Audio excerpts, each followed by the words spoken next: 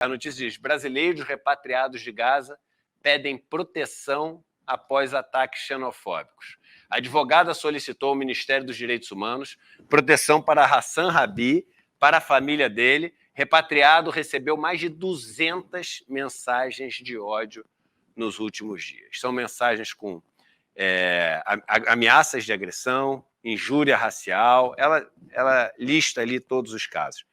E vocês, essa pergunta, quando eu falo, vocês têm noção, é retórico, porque não tem noção.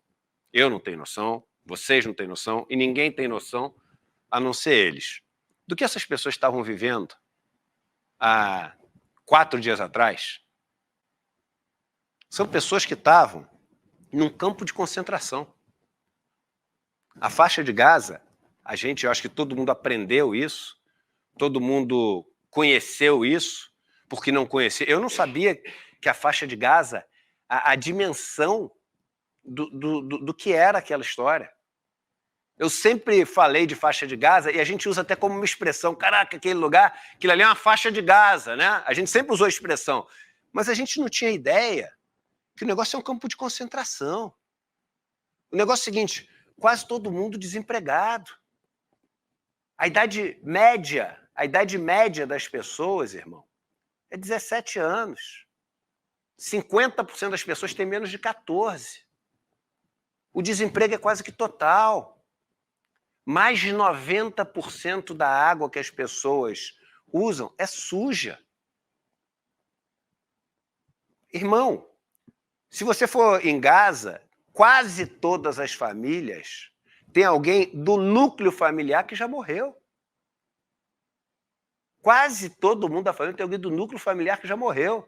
É o lugar que mais concentra órfãos de guerra do mundo. E esses caras estavam ali naquela história de que, tipo assim, corre para lá para se proteger. Não tenho para lá. Não tenho para lá, porque a igreja histórica é bombardeada. O hospital, que é o hospital principal, é bombardeado. A escola da ONU é bombardeada. Ali naquele grupo que a gente viu do Brasil, todo mundo perdeu alguém conhecido, próximo, familiar. E, de repente, o pessoal chega e fala assim, a gente vai permitir que algumas pessoas saiam. Que algumas pessoas saiam do inferno. E assim, tem várias parábolas que mostram o seguinte, que do inferno ninguém sai. Do inferno ninguém sai. Uma delas, eu estava falando do negócio do religioso, leiam, né? Lázaro e o rico. A passagem de Lázaro e o rico na Bíblia. É uma passagem linda, aliás, que é a passagem que fundamenta o sermão de São João Crisóstomo, que dá origem ao livro Riqueza e Pobreza, que é um livro que eu escrevo a apresentação, o padre Júlio Lancelotti o prefácio, o Leonardo Boff Orelha, e o livro que tem aqui no Brasil, né, do São João Crisóstomo. O rico, quando vai ali para o inferno, ele não pode sair. Ele fala, não, mas deixa eu sair só para avisar os outros o que é aqui dentro. Até engraçado, né? Você poder sair para avisar o que era lá dentro. E aí, ele não pode, ele não é permitido. Tem uma fábula árabe também, narrada por Malbatarran, num dos livros dele, de um cara no inferno também, que pede, essa é interessantíssima, ele pede para sair do inferno, não aguenta mais aquele caos do inferno, aí diz que um dia ele ouve a voz de Deus falando assim, pô, fala alguma coisa boa que tu fez na vida, isso vai te salvar. Ele fala, puta, na vida, cara, eu fui um cara mal pra caramba na vida, só fiz maldade, atrapalhei todo mundo, machuquei gente, destruí coisa, eu não consigo lembrar, mas Deus fala, pô, nada. Qualquer coisa que tu tenha feito de bom pode te salvar, não tem nada. Ele fala, não teve. Uma vez, eu estava andando, tinha uma aranha aqui, eu sempre matei formiga, matei aranha, matei os bichos todos, eu ia pisar na aranha, me deu um negócio na cabeça, eu falei, não vou pisar não, coitada, não fez nada para mim, desviei e não pisei. Ele falou, então é essa aranha que vai te salvar. Desce uma teia de aranha para o inferno, isso diz a fábula, claro, e ele vai subindo na teia de aranha, quando olha para baixo, estão todas as pessoas do inferno subindo junto para se salvar, junto com ele. E ele começa a gritar, sai, vai estourar a teia, sai todo mundo. E aí a teia estoura. E ele volta para o inferno. Para mostrar que do inferno você não sai. E aí, o curioso dessa fábula é que Deus chega e ele reclama, pô, Deus, não sei o quê, isso é injusto, porque, poxa, você falou que eu ia sair, agora por causa deles eu não ia sair. Ele fala, não é por causa deles que você não ia sair, não. Porque o que estourou a teia não foi o peso deles, foi o peso do teu egoísmo de querer se salvar sozinho. Foi o peso do teu egoísmo de querer se salvar sozinho. E, irmão, esse cara estava no inferno. E a ele é permitido, a ele e poucos brasileiros, depois do australiano, do francês, do inglês, depois da turminha rica, foi permitido os pobres do terceiro mundo, do sul global, foi permitido sair 34. Meu irmão, o cara chega aqui e aí o cara fala assim, cara, o inferno não acabou. O inferno não acabou, irmão. As pessoas não estão celebrando a minha chegada. As pessoas estão me atacando, as pessoas estão me ameaçando de morte. Caraca, o que eu fiz para isso? Eu nasci no lugar errado? Eu nasci na família errada? Qual é o meu pecado original para ter que... E não tem o pecado original, é nosso, não é dele. É nosso planeta que realmente cada vez está mais perverso, cada vez está mais maldoso. Agora, tem aí um preconceito enorme, irmão. Porque é o seguinte, a galera entrou para fuçar post do cara de quando o cara tinha 20 anos de idade para achar alguma coisa para poder demonizar o cara.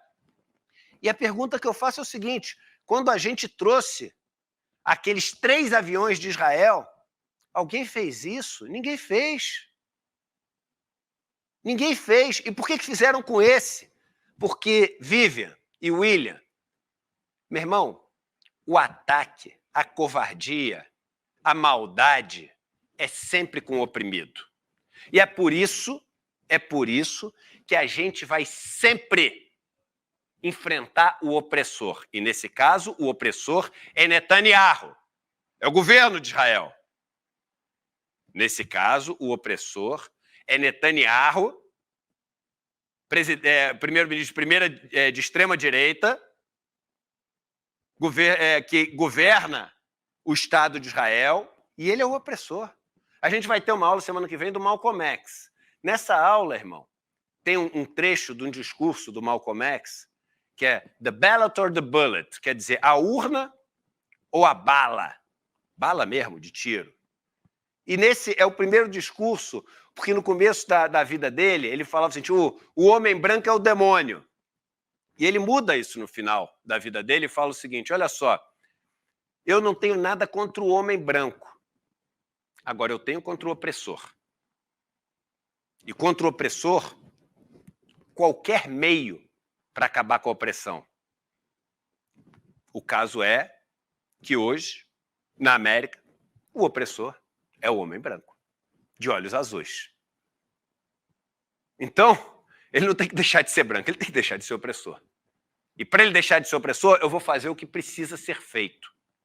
Então, hoje, o opressor, irmão, que está matando criança, que está matando mulher, que está matando homens também, inocentes, em hospitais, em escolas, é o governo de Israel.